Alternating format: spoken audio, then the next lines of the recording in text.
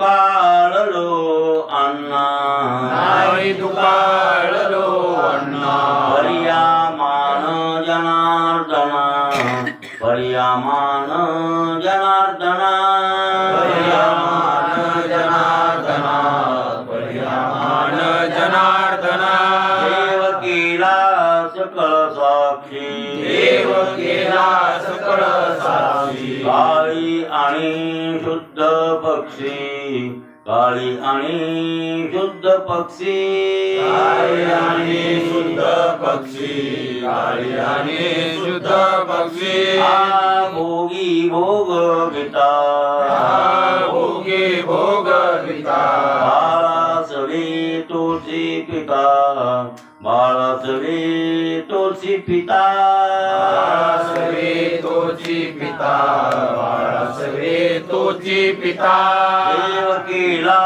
सकळ साक्षी देव केला सकळ साक्षी काळी आणि शुद्ध पक्षी काळी आणि शुद्ध पक्षी काळी आणि शुद्ध पक्षी काळी आणि शुद्ध पक्षी कर्म अकर्म जळाले कर्म जळाले प्रौढ तुका ते उरले प्रौढ तुका ते उरले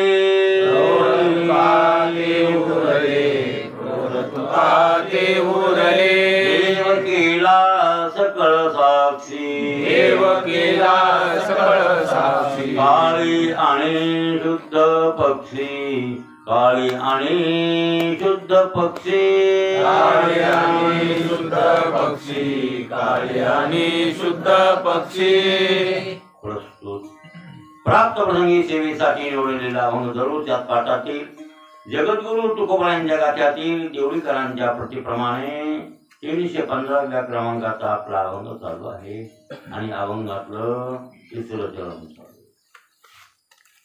भोगी भोगवितात बाळासवे तोची पिता त्यालाच बाप म्हणतात. तोची पिता तोच पिता म्हणजे तोच बाप. पिता पालन पोषण करतो म्हणून पिता जन्म देतो म्हणून जनक. लक्षात आलं जन्म देतो तो जनक आणि पालन पोषण करतो तो जन्म देतात ते सगळे सांभाळतात असं मात्र नाही. अपवाद म्हणून कधी कधी जन्म एक देतो दुसरा सांभाळतो बरोबर आहे. असं बऱ्याच ठिकाणी घडतं होतं.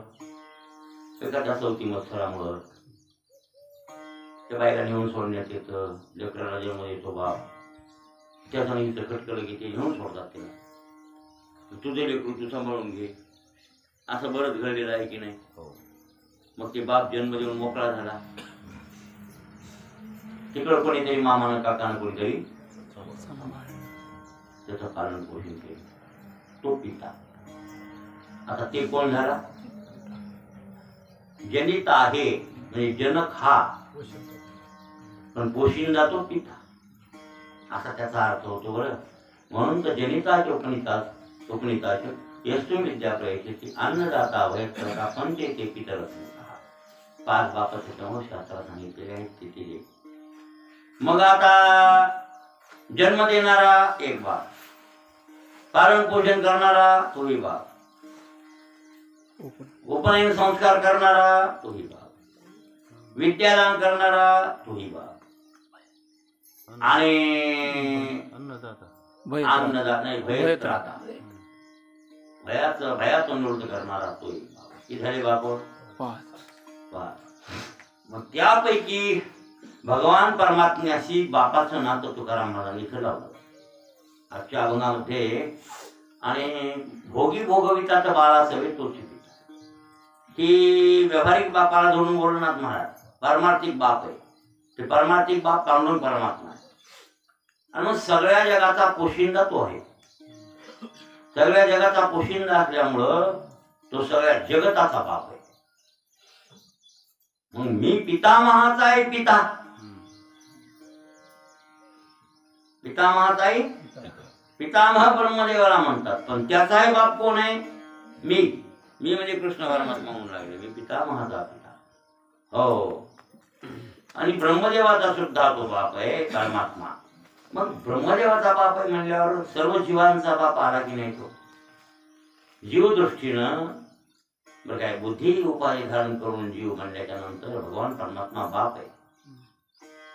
कोणाची वास्तव उपाधी असेल तर कोणाची कल्पित उपाधी असेल, पण बुद्धी उपाधी सर्वांना आहे. आता तुम्हाला बोल आणि 2-4 दिवस झाले, 4-5 दिवस तिकडच जावं लागेल. हो, बुद्धी उपाधी मुक्तदाय आहे, बद्धलाय आहे. जीवनमुक्तांना बुद्धी उपाधी आहे ना, पण कल्पित आहे. आणि तुम्हाला मला बुद्धी उपाधी आहे, पण वास्तव आहे. लक्षात आलं की नाही? बुद्धी नाही म्हणल्यावर तुकाराम महाराजांनी गाथा कसा केला? त्यांना बुद्धी जर नसती तर हे शब्द ज्ञान एवढं हे त्यांनी आणि लिहून ठेवलं असतं, ते कसं केलं असतं? महाराजांना बुद्धी नव्हती असं कोण म्हणेल? बुद्धीवर नव्हती का महाराज? बुद्धीवर होते ना, बुद्धीवर होते. बुद्धी होते म्हणून लेकरं बाळ बायका पोरं होते की नाही? त्यांना बायका पोरं लेकरं बाळ होते की नाही? होते ना. पण ती बुद्धी त्यांची कल्पित होती आणि आमची बुद्धी ती वास्तव आहे. वास्तव ते धोका आहे, कल्पितात काही धोका होऊ शकत नाही, असा त्यातला अर्थ. मग तुकाराम महाराज खरा विचार केला तर मुक्त आहे. मुळातला विचार केला तर महाराज मुक्त आहे. आणि मुक्ताला वृत्ती जर शिल्लक नसेल, त्या मुक्ताची वृत्ती जर नसेल तर तेही कर्म करण्यासाठी थोडस काही संकट पडतं. त्याचे देही जे कर्म आहेत, विधेय असल्यामुळं, देहावरच नसल्यामुळं, त्या देहाचे जे कर्म आहेत ना, ते कर्म गरीब गात्र होऊन जातात. मग तिथं असं ज्ञानोत्तर भक्ताला देवाला सांभाळावं लागतं. आणि त्यानं सांभाळलेली उदाहरण आहेत बी खूपच. आपण ते पाहतो की ज्ञानोत्तर भक्तांना भगवान परमात्मा सांभाळतो.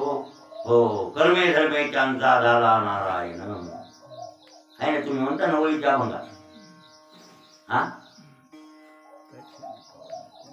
आहे ना, ओळीच्या अभंगात आहेत मला वाटत नाही. कर्मे धर्मे त्यांचा झाला नारायण.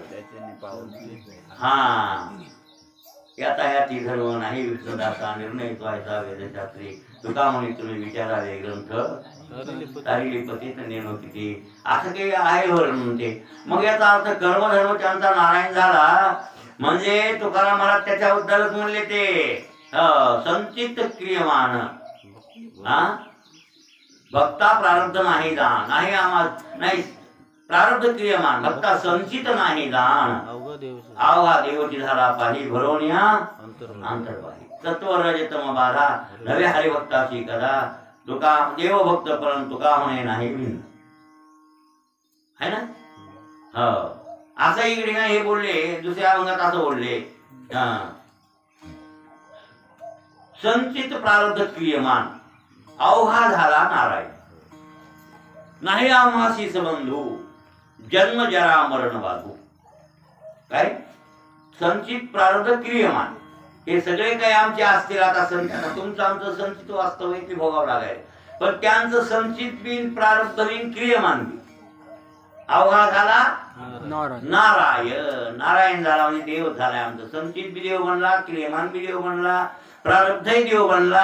आता आमचं नाही आम्हाशी सबंधू, या तिन्ही कर्माचा आम्हाला संबंध राहिलेला नाही. जन्म जरा आणि मरण बाधू ही तर बाधा आम्हाला आहे. आपल्याला जन्म आहे की नाही. जरा म्हणजे म्हातारपण. तिथं नगदीच आलंय की कोण ठीक आहे साहेब, तुम्हाला आलंय की नाही? मला वाटत नाही. नाही, गुडघे उठवून आले कुठं हिंडायले गुडघ्या उद्या तरी खेटीत होतो आम्ही. खेटीत होतो, मला वाटत नाही. हे मोजीत नाहीत म्हणा तुम्ही. आम्ही मोजीतच नाहीत म्हणा. म्हातारपण आग येऊन भिडलं की आता झोंबी चालू आहे आपली. कोणा सांग काय महाराज बकेटवर पाणी वरी नेत नाही, नेणं होत नाही म्हणजे काय आता जीवन काय उपयोग. हा, पहिल्या काळात कण कण कण कण पायऱ्या पळत जात होतो. त्या पायऱ्या दमान चढावं लागतात. चढता याच्यात पण दमान चढावं लागतात. मोठा अवघड आहे म्हातारपण. त्याच्याची झोंबी खायची पाळी आली आता. त्या जरेबरोबर. हो, अशी गंमत आहे. मग आपल्याला ही जरा आली, तुकाराम महाराज म्हणले आम्हाला नाही बाबा, जन्मही नाही, जराही नाही आणि मरणही नाही, या तिन्हीची बाधा आम्हाला. का हा झाला हा आमचा नारायण म्हणलाय. याचा अर्थ ते जीवनमुक्त आहे. कोण जीवनमुक्त आहे? ज्ञान उत्तर आहे. खरं तर ज्ञान उत्तर आहेत, हे ज्ञान उत्तर आहेत. आणि ज्ञान उत्तर असल्यामुळं ज्ञान उत्तर भक्त देवाचं लेकरू असतो. देवाचा कोण असतो? तो लेकरू. लेकरासारखं सांभाळतोय त्याला परमात्मा, लेकरासारखं सांभाळतोय. काय कमी जास्त ओळखलं गेलं लगेच बघतोय, कमी जास्त ओळखलं गेलं बघतोय. त्याला ते वाटतंय ह्याचं कसं होईल, पुन्हा त्याचा उदरनिर्वाह हे ते जीवनव्यवहार कसा होईल, म्हणून त्याचे सगळे ते कर्मे भगवान परमात्मा करायला लागतो. आपल्या भक्त मालिकेत मुसलमान होता ते सजन कसाई, इस्लाम आणि खाटी कोण?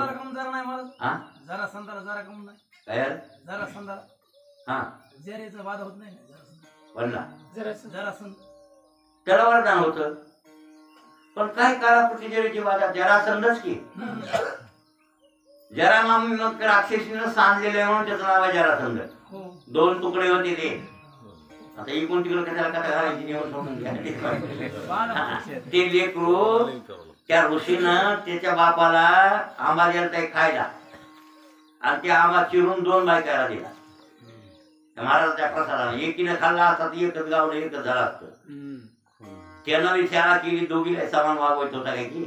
तिला अर्ध दिला, हिला अर्ध दिला. तिला अर्ध पोरग जन्म आणि हिला अर्ध पोरग जन्म. असं झालं. अर्ध हिला एक अंगार आणि एक अंगार तिच्या पोटी जन्मलं. हे असले कसले लेकरू म्हणून ते जन्माला फेकून दिलं. आणि फेकून दिल्यावर ती राक्षसी होती जरा, आणि त्या जरेनं खायला त्या राक्षसीला काय काही खायचे पदार्थ मेले लेकरं काही, ते आली धावून, ते घेतलं. तिनं असे 2 तुकडे घेतले, बघायची उभं तिनं तुटून बघितलं, लुटलं ते लेकरू लुटलं. पण जरेनं सांगलं नाव पडलं जरासंध. त्याला ते वरदान बोला नाही, ते खूप होतं, खूप मोठा पराक्रमी राजा झाला होता. पण जरी असेल ते काही तिकडचा विचार करायची गरज नाही. पण मारलं की त्याला मरण आलं की नाही, भीमदादानं मारलं की नाही फाडून, कळलं का? अरे म्हातारपणी सगळ्याला येतं. म्हातारपणी खेटे पडसे खोकला आणि हात कपाळाला लावली पाहिजे. म्हातारपणी खेटे पडसे खोकला, पडस येते, खोकला येते, आणि हात कपाळाला लावणे पैसे येतच. पण हे तुकाराम महाराज म्हणजे आम्हाला नाही येत असं म्हणून, आम्हाला येत असं म्हणणं का नाही? अवघा झाला नारायण भोगी भोगविता. कोणते आता आमचे भोग असते, भोग तर त्या भोगायला भोगविणारा कोण आहे? परमात्मा. आणि तोच पिता नाम तो आमचा बाप आहे. भगवान पंढरीश परमात्मा पांडुरंग आमचा बाप आहे, आणि ते आमच्या सर्व भोगामध्ये भोगविणार आहे, हे लक्षात असले. हा मग हे सांगू लागलो, इस्लाम वंशात जन्मलेला जरा हे तुमचा सजन कसाई खाटकाच्या वंशात जन्मलता, आणि ते मांस विकण्याचा धंदा करीत होता. विचार त्याचा धंदाच ते बापदादाचा, मांस विक्री करणं. मांस खात नव्हतं, पण विकीत होतं. का विकीत होतं म्हणाल? वंशानुवित धंदा आहे ना, वंशातला धंदा आहे वंशजांचा. आणि मग वंशातला धंदा वंशजांनी करावा, त्याच्यात त्याचा स्वधर्म म्हणलं तरी काही हरकत नाही. लक्षात आलं की नाही? त्याचा स्वधर्म आहे ना ते. आपली पारंपरिक आपल्या बापाची काय शेती, मग आपण शेती करावी. ज्याचा जे धंदा असेल पूर्व, त्याला ते बापाचा धंदा चालवायला काही तेवढंसं पाप नाही म्हणता येत, व्यवहार आहे. म्हणून ते मांस विकण्याचा धंदा बिचारा सजन कसाई करू. पण मांस विकित असताना देहावर नव्हते सजन कसाई. वृत्तीची निवृत्ती झाली, जन्म नदीचे तेथे अशी वृत्ती जरा होती. म्हणून कोणी जरा आलं केवढ्या मामाची लोक काय की भावी बरोबर सांगले नको काय, आणि मोजीत असताना भांग नसायचं त्या काट्यावर. त्याचा काटा कोणी धरायचा? देवा. सज्जन कसं या विकू लागे मांस. त्याचं मांस विकू लागलं. कळलं? भोगी भोगविता. सगळ्या भोगात भोग घडविणारा कोण आहे? ते देहसंबंधाचे भोग त्याच्या कर्मानुसार त्याच्या ह्याला देणं म्हणजे भगवंताचं काम आहे. भगवान परमात्मा बाप आणि ते सगळे भोग त्याला देतो परमात्मा. म्हणला या ज्ञानोत्तरांना त्या भक्तांना तर कसं जगतो तो बाळासवे जीवी पिता. याप्रमाणे बाळासंग बाप जसा त्याला सगळे भोग घडवितो, शिक्षण शिकविणं, हे करणं, खाऊ घालणं, पेऊ घालणं, कपडे घालणं, या सगळ्या गोष्टी काहीतरी त्या लेकराच्या बऱ्याचशा बाप करतो. आपल्या अंगावर घेऊन ते कामे सर्व त्या लेकराचे तो करतो.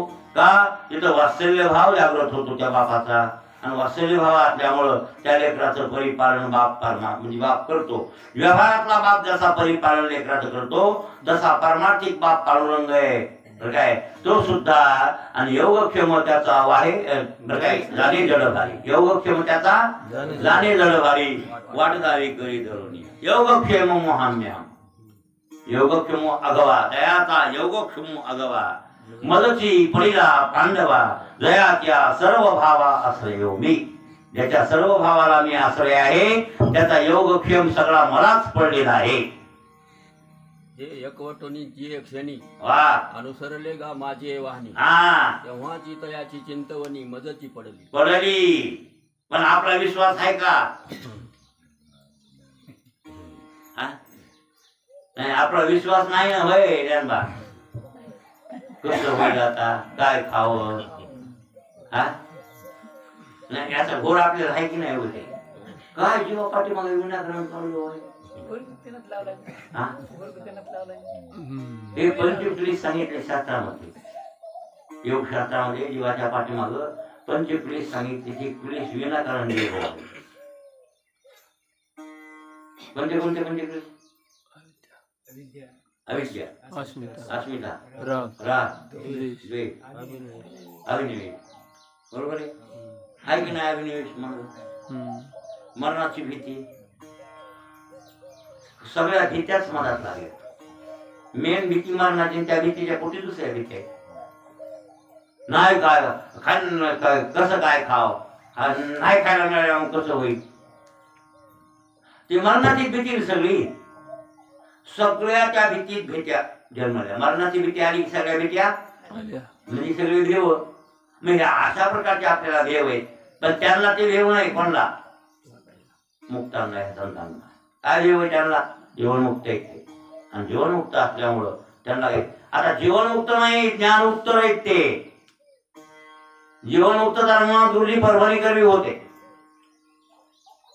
त्यांना जीवनमुक्त म्हणतात. या जन्मामध्येच बुद्धी तादात ते सांगून दिलं, टाकून दिलं आणि आपलं स्वरूप ब्रह्माकार करून टाकलं. असा बोधावर गेले आणि राहिलेलं आयुष्य काय कल्पित पद्धतीनं जगतात. आणि आपली जी काही मुक्तीच्या मुक्तीचा काय अनुभव घेतात, जीवनमुक्तीचा विलक्षण. अशा आनंदात जे असतात महात्मे ते जीवनमुक्त असतात. असे जीवनमुक्त रंगनाथ गुरुजी होते. तुम्हाला कळत नव्हते ते, पण जीवनमुक्त होते. त्यांना कशाची बाधा? दादा महाराज साखरे जीवनमुक्त आहेत. जीवनमुक्त स्थितीत वागले दादा, काहीच नाही. हो. आणि तुकाराम महाराजची पोस्ट तर त्याच्या पुढची आहे, ज्ञान उत्तर आहेत ते. म्हणजे पुन्हा जन्माला येऊन आणखीन पुन्हा ईश्वराची भक्ती करून. हो. आणि त्याला देव केलं आणि आपण भक्त झाले. मी भक्त तू देव आयशे करी अशी मागणी मागून घेतली आणि त्याला देव केलं, आपण भक्त झाले. म्हणजे त्या स्वरूपाला पोहोचूनही पुन्हा आणखीन आणि कल्पित भेद स्वीकारून त्याची भक्ती वाढविली. काय म्हणून तर कुळाचारी नाम विठोबाचे, वाढवाया सुख भक्तिभाव धर्म कुळाचारी नाम विठोबाचे.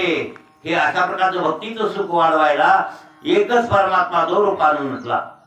म्हणजे तुकाराम नावाने तेच नटला आणि पांडुरंग नावानेही तोच नटला. म्हणून तुकाराम महाराज म्हणतात भोगी भोगविता तर बाळा असावे तोच पिता. आता आम्ही लेकरू आहेत आणि देव आमचा बाप आहे आणि सगळे भोग आम्हाला तो भोगविणारा घडविणारा तोच परमात्मा आहे. म्हणून सर्व भोगामध्ये आम्हाला देवाचं साक्षीत्व. कोणताही भोग असेल, जे भोगाला असेल ते भोग नसून आम्हाला आणि परब्रह्माचा साक्षात्कार आहे. लक्षात आलं? कोणताही भोग रूपानं विषय रूपानं नाही आलेला, मग देव रूपाने येतो. आणि देव रूपाने येतो म्हणून त्यांना म्हणतात विषय तो त्यांचा झाला नारायण. सगळे विषय त्यांचे नारायण बनलाय हा परमात्मा. म्हणून तुकाराम महाराज म्हणतात भोगी भोगविता तो बाळा सवे तो चिपिता. अशी कितीतरी तुम्हाला सांगता येईल की वात्सल्य भावानं त्या भक्ताचं परिपालन तो परमात्मा करतो, योगक्षेम त्याचा वाहतो. हो, आणि सगळे भोग त्याला घडवितो. हे मग तर त्या भगवंतावर तेवढी आपली निष्ठा नाही. आपण तसे भक्त नव्हतो. आपण खरं तर कोण आहोत? पामर आहोत, पामर. आपल्याला विषय म्हणण्याची सुद्धा लायकी नाही.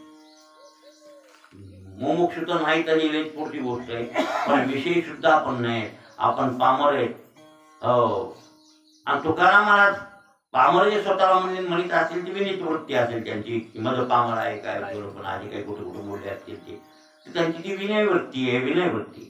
पण खरे तुकाराम महाराज आहेत, त्यांचं स्वरूप महाराजांना स्वरूप काय त्या ठिकाणी सांगितलं की अनुरुनिया ठोकळा तुका एवढी सांगितले कलेवर भो ब्रह्माचा सांगितली ती कुठे ती पोजलेला घटी तुका म्हणे आता ओरलो उपकारा पुरता.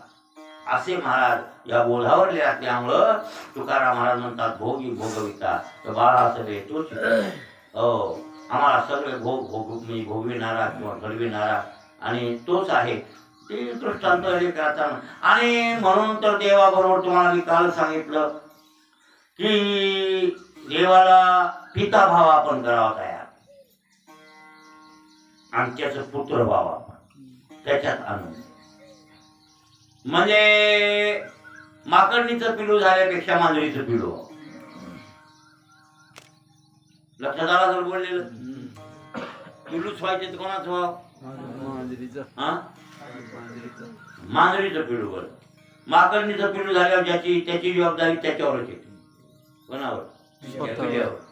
तिला जर उड्डाण मारायचं असेल, उडी हाणायची असेल झाडावर, त्या झाडावरून त्या झाडाला, तर ती त्या पिल्याला म्हणते बघ आता मला काही दुसरा हात बकळ नाही, 2 हात आहेत. आता तिला किती? 2च आहेत ना. मग उडी हाणताना पुढच्या फाट्याला धरावं, नाही धरलं तर मग बोलते ना मी. त्याच्यासाठी मला उडी हाणायला ते हात मोकळे लागते. तू काय कर, माझ्या पोटाला पक्क, जर नाही धरलंस माझ्या पोटाला पक्क तर तू खाली पडशील, मरशील. आणि ते इतकं पक्क धरते कमाल नाही हा काय ईश्वर सृष्टी भगवान ते कमाल हा ते टना टना उडी हाणते लांब गेलं की नुसतं हो त्याच्या कोणा कोणी माणूस आला आपल्यासारखं जवळ ती पिलू ती बसलेली असली आणि मुला बघत होती जाऊन जवळ ती सावा घ्यायची नाही, चावती मग पाहत होती. पण तरी जवळ जवळ गेले आपण माणूस गेलो जवळ तिला वाटतं धरते म्हणून त्याला लगेच असं करते, असं करते ती पळून येते, पळून ती चिटकते उडी हाणून जाते असते. ते पोटाला पक्क धरते, उगं किती उडी हाणल्या पडतच नाही. पण मांजरी टेकली असते सगळं तोंडात ती धरते आणि ते सर्व शरीर टाकून देते. बेनघोर कुठं न्यायचे ते ने आणि ती त्याला आपल्या दातात धरते. आता तेच दात उंदराला असते तर तिला काय दुसरे दात आहेत का उंदीर धरायला? पण तेच दात आहेत पण त्याला सावधी हो भरला आणि ह्याला लागू येत नाही वादात. हळूच धरती कशी धरती कशी आला धरती कोणाला कशी आटकत तिलाच नाही. आणि मग ती नेहमी दुसरीकडच्या लेकराला. त्याप्रमाणे मांजरीचं पिलू बरं जबाबदारी माईवर आहे आणि माकडीच्या पिल्याची जबाबदारी स्वतःवर आहे. तशी योग्याची जबाबदारी आहे ना स्वतःवर आहे आणि भक्ताची जबाबदारी देवावर आहे. भोगी भोग पिता तर बाळासवे तोच पिता, भोगायला भोग लावणारा तोच बाळासवे पिता असं म्हणायचं. म्हणजे भक्त भाव तुकाराम महाराज भक्त आहेत आणि भक्त होऊन देवाकडं आपलं पुत्र पिता पुत्र नातं लावतात. आपण स्वतःकडे पुत्राचं नातं घेतात आणि देवाला पिता करतात. आणि ज्यांनी देवाला पिता केलं ते सुखी झाले, ज्यांनी ज्यांनी देवाला पुत्र केलं ते दुःखी झाले. दशरथ राजा फसला, वसुदेव फसला. स्वतः ते वसुदेवाचे उद्गार आहेत ना भागवतामध्ये. आणि दशरथाचं ताजं उदाहरण रामायणात पाहायला मिळते.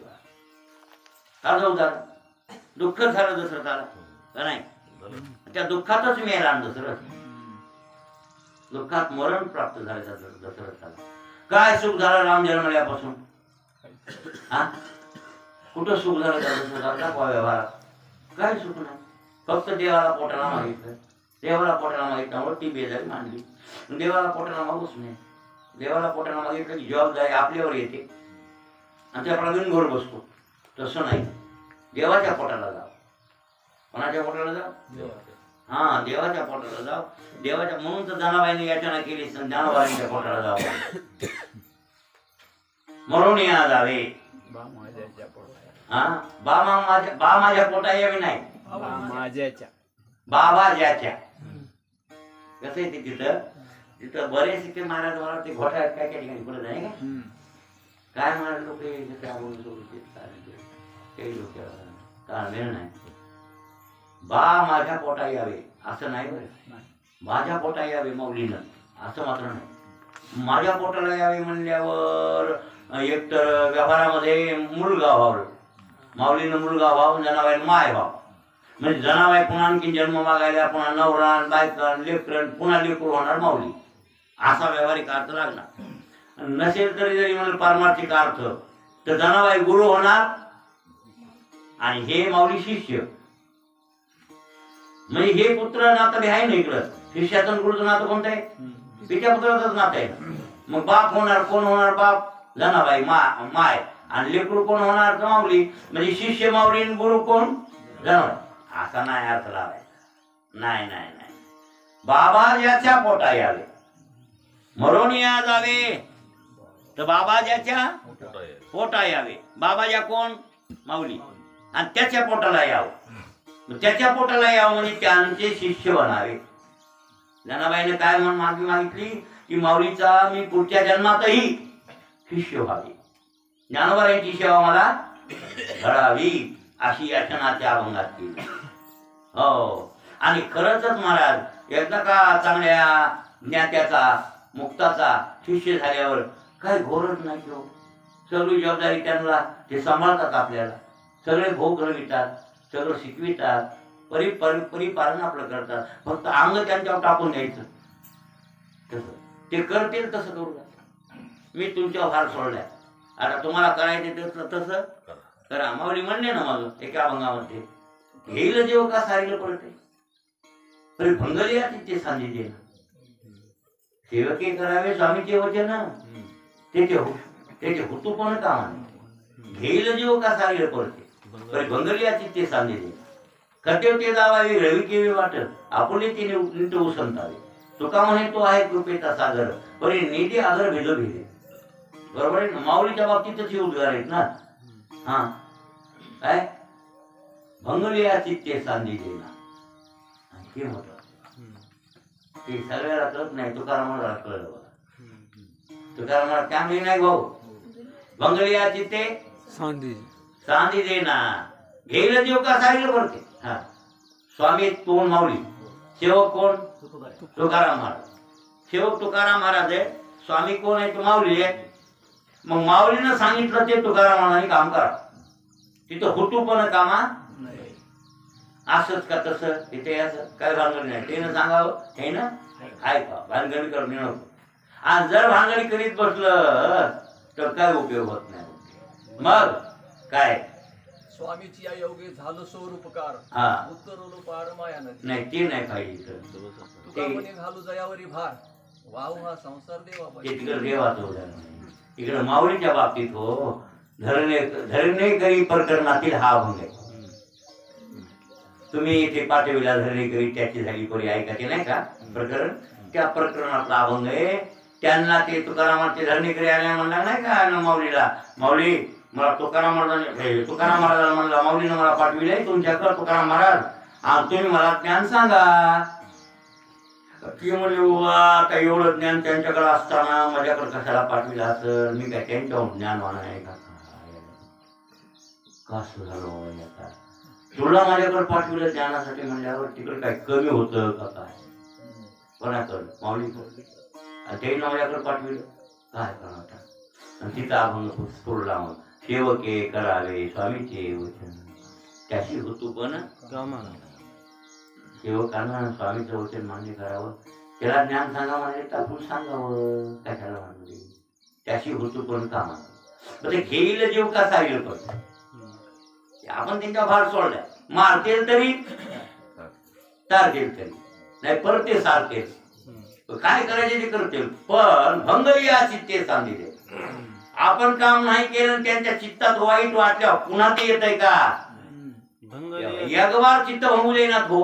बंगाली या चित्ता हे कशाने सांगिता काशाने सांगितलं काशाने बरं कशाने काशा गावरान त्या काळात कशाने नाही कशाने काशाने व्यवस्थित कशानेचे शब्द शुद्ध कसा आहे कशाने नव्हे कशाने सांगितलं हे बरोबर आहे. पण महाराज तिथं कशाने नाही म्हणले कशाने काशाने म्हणजे पहिली भाषा आहे ती. कुठे गेलता डोंगरात ना गावडाळ भाषा बोलण्यात आहे किंवा तर ती गावडाळ शब्द तिथं वापरला नव्हे काशाने सांगितलं कशानं. आणि बरोबर आहे किंवा कसा द्वारा भरावा त्याला तुमचं नामचं बिघडलं एकदा लक्षात आलं की नाही. नवऱ्याचं बायकोचं बिघडलं हा स्वल्प उदाहरण आपलं हा बिघडल्यावर पुन्हा नीट होत नाही. हा सांगत आहे होय. आता तिथं कोणता द्वारा भरावा होईल की साहेब? तिथं कोणतं हा एकदा चित्त भंगलं का म्हणजे विकल्प आला का वैमनस्य आलं का पुन्हा मिळत नाही. काय बी केलं मिळत नसतं. काय म्हणून काय होतंय ते वरून जरी माणूस म्हणून दाखवित नाही. वक्ते शहाणे माणसं कोणाचा अन्याय सहन करतात पुन्हा आपल्याचं करून घेतात ते सोडा. लोकांना वाटतं हे पण तरी मनात मात्र असतं नाही या माणसानं आपल्याला असं केलेलं त्याच्यावर एवढा विश्वास टाकायला जमणार असं वाटतंयच. हे दगा येईल हे कधी भेटो पडतल कधी आपल्यावर उपसल सांगता येत नाही. आज घडून म्हणून राहते आज चांगलं म्हणते उद्या तेच वाईट म्हणते. त्याचा स्वभाव आहे म्हणून त्याला त्या स्वभावानंच वागवायचं. कसं वागवायचं त्याला वाईट असते. एकदा भंगलेलं तिथं सुटत नाही हो म्हणजे पहिलं भंगून द्यायचं नाही. तुकाराम महाराजांचं काम कसं आहे पहिलं चित्त भंगू द्यायचं नाही. ज्ञानोबाराच्या बाबतीत चित्त भंगून दिलं नाही तुकाराम महाराजांनी. भंगली या चित्ते सांगितले ना उलट म्हणजे ते खड्डे होते दावावी केवे वाट. हो महाराज हे तरी तुकाराम महाराजांना लेकराचंच नातं लावलंय. कोणाकडं माऊली तुकाराम महाराज लेकरू माऊली बा. हो नामदेवराय बाप ज्ञानेश्वर समाधिस्थ. ज्ञानेश्वर महाराज नामदेवराय सुद्धा म्हणले काय म्हणले बाप ज्ञानेश्वर समाधिस्थ. हो असं महाराज हे नाथ फार श्रेष्ठ आहे. आणि हे जीवनमुक्त म्हणल्यापेक्षा ज्ञान उत्तर जे होते ना ज्ञान उत्तरांचा योगक्षेम परमात्मा भात असल्यामुळं त्यांना काही त्या योगक्षेमाची काळजी पडत नाही. आणि म्हणूनच सर्वात श्रेष्ठ परिपक्व अवस्था परमार्थातली कोणती असेल तर जीवनमुक्तता नाही ज्ञान उत्तर भक्ती ज्ञान उत्तर पक्व अवस्था आहे जीवनमुक्त. मुक्ती मिळणं पक्व अवस्था हे खरंय. पण मुक्तीच्या नंतरही भक्ती ही ज्ञानोत्तर भक्ती खरी जीवनातली परिपक्व अवस्था. आणि खरी परिपक्व अवस्था तुकाराम महाराजांच्या अंतःकरणात असल्यामुळं भोगी भोगविता बाळा सवे तोची पिता. सगळ्या भोगात भोगविणारा भोग घडविणारा आम्हाला तोच पिता आहे. म्हणून सगळे कामे तुकाराम महाराजांचे काढून परमात्मा नवे निळोबार आहे. सगळे जे संत आहेत ना यांचे सगळे कामे तो परमात्मा करीत होता. आता यांना गरज नव्हती ती बाजू वेगळी आहे. यांना गरज कुठे होती? यांना गरज नव्हती पण ते करत होते ना. तुकाराम महाराजांकडे पितृतिथी आली ही पितृतिथी आता येणारी पितरपाठी आली पितरजवळ आली. आणि मुक्ताला पितराची ती गरज नसती बरं काय. तुम्ही त्यांच्याकडे बघितलं ते कसं तुमच्यासाठी घालतील. त्यांचे पितर पार उतरून गेले ते स्वतः उद्धरले. पितर घालायची कुठं गरज आहे? पितर पितरासाठी घालायचे का पितर आपल्यासाठी घालायचे? कोणासाठी?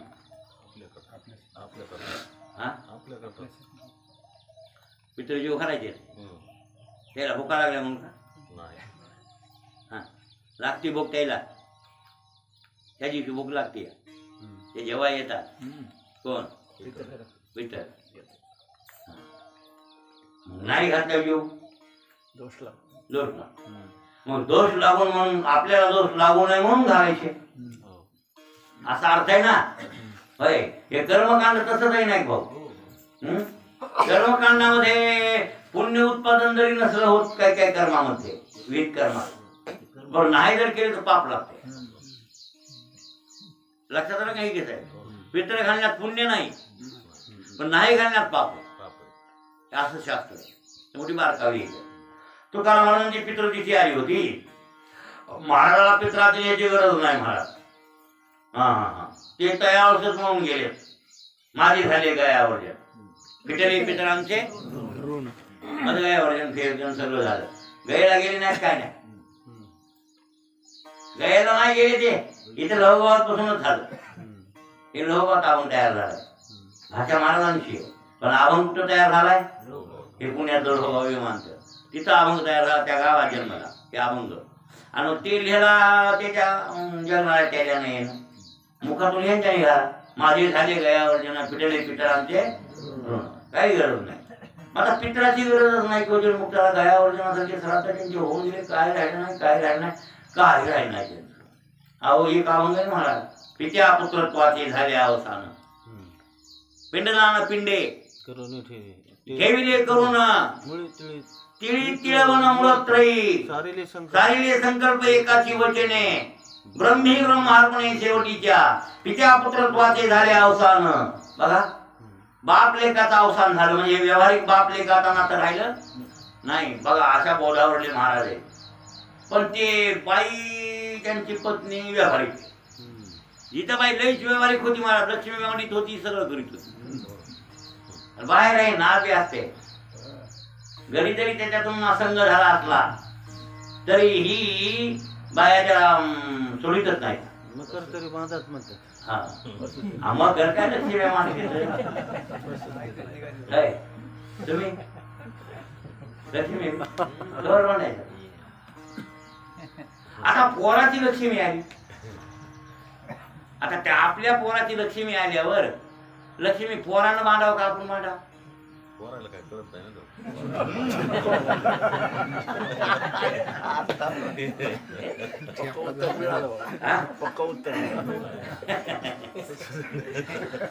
हे व्यावहारिक लोक व्यवहारासारखं वागायला बघतात. ते महाराज त्या जिजाबाईनं आठवण करून दिली. काय म्हणले आज पित्र आहेत ना आपले पित्र येतात. तुकाराम महाराज पित्र येतात आणि तुमच्या लक्षात बी नाही का? तेव्हा माझ्या लक्षात नाही काय. बरं मग मानवी गहू नाही काय नाही. आता कसं व्हायचं काय? आमचं म्हणे सगळं. हा जा पित्राला सांगाय तूच. तिला घाललं त्या पितळेला सांगायला. आणि महाराज गहू आणायचे म्हणून गेले बाई. त्या भांडाऱ्या डोंगरावर जायचं. कुठं आता काय काय भांडाऱ्या डोंगरावर गहू यायला कोण देईल तिकडे. ते वाटत होतं एक शेतकऱ्याची शेत गव्हाची काढणी चालू होती. ती काढू लागलं गहू. त्यानं बघितलं तुकारामाला. ए तुकाराम कुठं चालला? ते म्हणले पित्र तिथे हो गहू आणायला चाललो. आकार गहू म्हणले तुला गव्हाच्या पेंड्या देतो पित्रायला. आजच गहू होते. आता काय सांगा गहू काढायचा पुन्हा याला पेंड्या द्यायच्या आणि हे ते पित्राचे गहू कधी मला होते. ते शेतकरी माणसं कामापुरतं आपलं काम उठत आहे म्हणून याला बोलवलं. मला म्हणजे बरं तसं घेतला येळा बसले गहू काढले. तिथंच कापले. त्याचा गहू कापला कापला कापला. त्याला बी दया काही 4ला 5 पेंड्या ते ना तुकाराम घेऊन जाय गव्हाच्या पेंड्या पितरायला. आता हे तिकडच बसले. इकडं 12-1 वाजला. गहू बी नाही काही बी नाही. काय करायला पाहिजे मा कसं असतं कसा नवरा इथं येडा झाला असेल कोणाला वाटायले कसं करू आता. आणि त्याला आता सांगितलं माहिती टिकट करायला तरी काहीच नाही. तेवढ्यात देवानं रूप घेतलं. कोणाचं? डाळ तांदूळ गहू तूप रवा लागणारी खिरीला सगळं सगळं गटुडत घेऊन आला बुवा. कोणता बुवा? देव. तुकाराम महाराज लोक हा आणलं. आवले नाटक कर साहेब लवकर. हा. राव बहुर पियाची राणी हा भेदभाव नाही म्हणे हो परी लोक संपादन तैशीच करीती. हो तसंच देवाचं काम आहे. हनुमानराव ओवी लिहिलो हा आता ओवी पाठ करायची नाही इथेच आहे बघा तुम्हाला ऐकत नाही ते आता हा? ते गहू तांदूळ हे त्या सगळं स्वयंपाक जिजाबाईला बरं वाटलं लगेच तिनं विचारून स्वयंपाक हे ते ह्या सगळं व्यवस्थित चांगले पदार्थ आता सामान्य चांगलं होतं चांगलं 2-3 वाजता स्वयंपाक करून 2 घंट्यात करून तापड होती बिचारी संसारिक होती सगळं आवडलं पितर करायला हे देव होते सारा सगळं हा आवडे कोणाला सांगितलं आता आता पितर केला सांगितलं माझ्या बोलवून आणतो गेले स्वतः तुकाराम रूपी देव त्याच्या घरला गेले त्याला जेवायला पुन्हा भावकीतले आणखीन काय 10-5 माणसं बोलविले बकर स्वयंपाक केला त्याला काय बकर होतं ह्या जेव घातलं ह्या सगळं जेवण पितरायचे यथा सांगूत बघते आणि हे ते आणि मग ते लोक म्हणू लागले जिजाबाईला आवले आता तुकाराम चांगलं लक्ष घातले दिसायला संसारात असे पितर कोणी घालीत नाही अडवाज आज बघ किती त्रास केला आज तू उगाच वटवट करतीस किती लक्ष ती म्हणजे माझ्या असं लक्ष घातल्या की मी काय वटवट करू अशी म्हणायची नाही तिला कळला नाही हे पांडुरंग म्हणून सगळं उरकिलं तुकाराम महाराज यायच्या अगोदर घाच्या गुंडाळून गेलं निघून ते खरा ते म्हणजे तुकाराम गेला निघून खोटा आणि खरा तुकाराम पेंड्या घेऊन ते गेला आणि हे आला हा आवर आवले आवर आता हे गहू आणले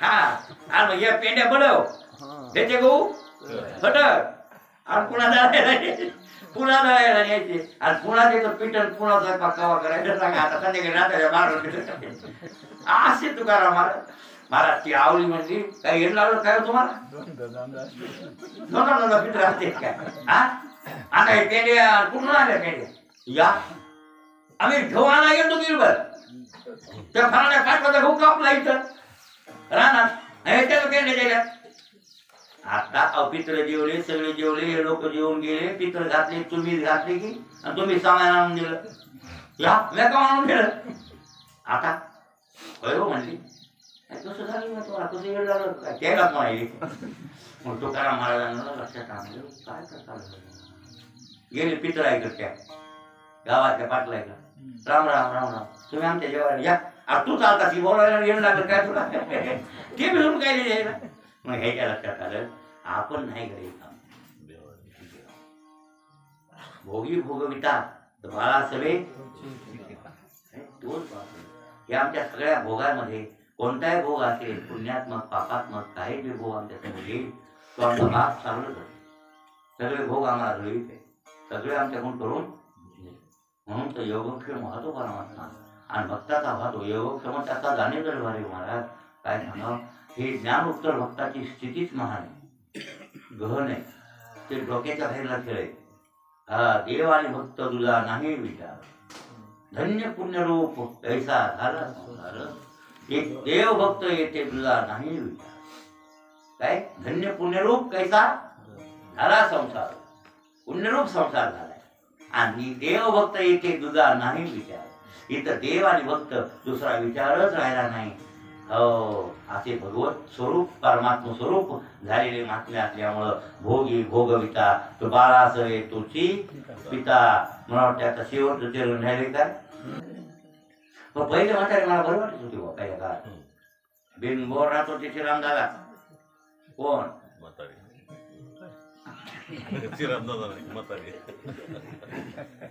म्हातारे बिनबोर राहत होते आणि आताचे म्हातारे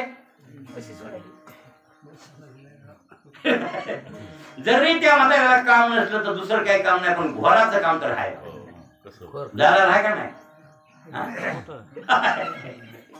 घोराचं काम तरी करतेच कसं होईल काय करावं ऐक ना आणि ते माझ्या चोळून घेऊ का उघड करावं तर जमाना ना ते माघारी बोलते त्याच्याकरता मधातच चोळून घ्यावं मधातच चोळून घ्यावं मधातच चोळून घ्यावं पण सुटच ना ते डोसक्यातलं येड